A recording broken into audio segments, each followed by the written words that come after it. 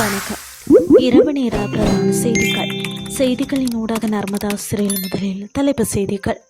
நாடளாவிய ரீதியில் 237 பேருக்கு மூளை காய்ச்சல் அறிகுறி. குறைந்த வருமானம் பெறும் குடும்பங்களுக்காக புதிய திட்டம். மீண்டும் பதற்றம். ஈரான் இராணுவ தளங்கள் மீது அமெரிக்கா தாக்குதல். பதிலடியில் களமிறங்கியது ஈரான். இனி விரிவான செய்திகள். நாடளாவிய ரீதியில் இதுவரை மொத்தம் 237 பேருக்கு மூளைக்காய்ச்சல் ஏற்பட்டிருக்கலாம் என சந்தேகிக்கப்படுவதாக தொற்று நோயியல் பிரிவு தெரிவித்துள்ளது. இது தொடர்பில் சுகாதாரத்துறையினர் வெளியிட்டுள்ள அறிக்கையில் பதிவாகியுள்ள நோயாளிகளின் பெரும்பாலானவர்களுக்கு வைரஸ் மூலமான மூளைக்காய்ச்சல் என நம்பப்படுவதுடன் பாதிக்கப்பட்டவர்களில் பெரும்பான்மையானவர்கள் பாடசாலை மாணவர்கள் என சுகாதார அதிகாரிகள் தெரிவித்துள்ளனர். இதேவேளை தெனியாய ரெகில்ல, கஸ்கட, கண்டி, பதுளை, வெளிமடை மற்றும் தியத்தலாவ ஆகிய பிரதேசங்களில் இருந்தே நோய் தொற்றுக்குள்ளாகிய நோயாளர்கள் பதிவாகியுள்ளனர். இதன்படி நேற்று வரையிலான நிலவரப்படி இந்த நோய் தொற்று அறிகுறிகளுடன் 59 நோயாளர்கள் தற்பொழுது மருத்துவமனைகளில் தங்கி சிகிச்சை பெற்று வருகின்றனர். ஏனையோர் முழுமையாக குணமடைந்த மருத்துவமனையில் இருந்து வெளியேறியுள்ளனர்.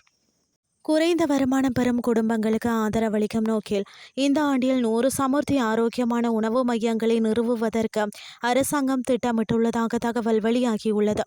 குறித்த விடயத்தினை கிராமிய அபிவிருத்தி, சமூக பாதுகாப்பு மற்றும் சமூக வலுவூட்டல் அமைச்சர் உபாலி பன்னில தெரிவித்துள்ளார். சமுர்த்தி அபிவிருத்தி திணைக்களத்தின் ஊடாக இந்த திட்டம் நடைமுறைப்படுத்தப்பட்டு வருகின்றதாக அவர் மேலும் சுட்டிக்காட்டினார். இந்த திட்டம் குறித்து கருத்து தெரிவித்த உபாலி பன்னில, இந்த திட்டமானது கிராமப்புற வறுமை ஒழிப்பு மற்றும் சிறு மற்றும் நடுத்தர அளவிலான தொழில் முயற்சியாளர்களுக்கு ஆதரவளிப்பதை முதன்மை நோக்கமாக கொண்டு செயல்படுத்தப்படுகிறது. இந்த திட்டத்தின் கீழுள்ள 51வது சமுர்த்தி ஆரோக்கியமான உணவு மையம் அண்மையில் மாத்தளை மாவட்டத்தில் உத்தியோகபூர்வமாக திறந்து வைக்கப்பட்டுள்ளது. இந்த ஆண்டிற்குள் நிர்ணயிக்கப்பட்ட 100 நிலையங்கள் என்ற இலக்கை அடைவதற்காக ஏனைய மையங்களை அமைக்கும் பணிகள் திட்டமிட்டபடி முன்னெடுக்கப்பட்டு வருகின்றது என தெரிவித்துள்ளார். இனி வெளிநாட்டு செய்திகள். ஈரானின் கெருக்கு மற்றும் கெஸ்ம் தீவு பகுதியில் இன்று அமெரிக்கா வான்வழி தாக்குதல் நடத்தியுள்ளது. அங்கு ஈரானிய ராடர் மற்றும் ட்ரோன் ஏவுதளங்கள் மீது தாக்குதல் நடத்தியதாக அமெரிக்க மத்திய கட்டளை மையம் தெரிவித்துள்ளது. சர்வதேச வான்வெளியில் பறந்து கொண்டிருந்த அமெரிக்காவின் உளவு ட்ரோனை ஈரான் அத்துமீறி சுட்டதற்காகவே இந்த பதிலடி தாக்குதல் நடத்தப்பட்டதாக அமெரிக்கா தெரிவித்துள்ளது.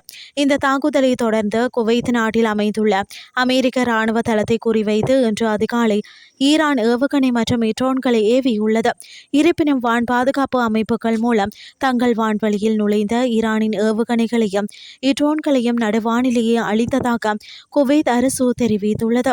இதனிடையே அமெரிக்க ஜனாதிபதி ட்ரம்ப் வெளியிட்டுள்ள ரூத் சோசியல் பதிவில் ஈரான் உண்மையிலேயே ஒரு ஒப்பந்தம் செய்ய விரும்புகிறது. அது அமெரிக்காவிற்கும் நம்முடன் இருப்பவர்களுக்கும் ஒரு நல்ல ஒப்பந்தமாக இருக்கும். அமைதியாக காத்திருந்து கவனியுங்கள்.